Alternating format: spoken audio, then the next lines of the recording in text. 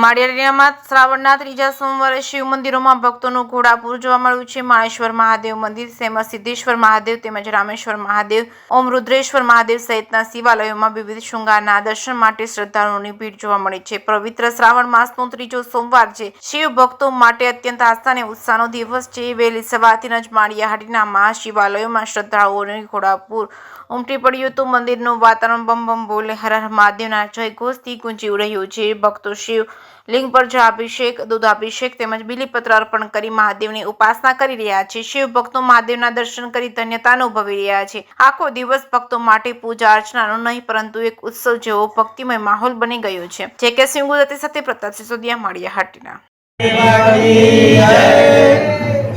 વિજયગીરી બાપુ માળેશ્વર મંદિર પૂજારી।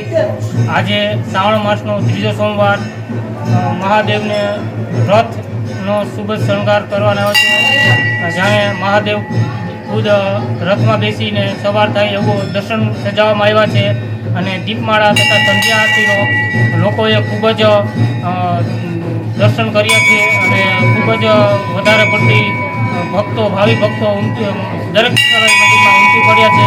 આવી રીતના ચોથા સોમવારે અમરનાથ મહાદેવના દર્શન કરવામાં આવશે, તો સર્વે ભક્તોએ લાભ લેવો અને જય બોલો માળેશ્વર મહાદેવની જય।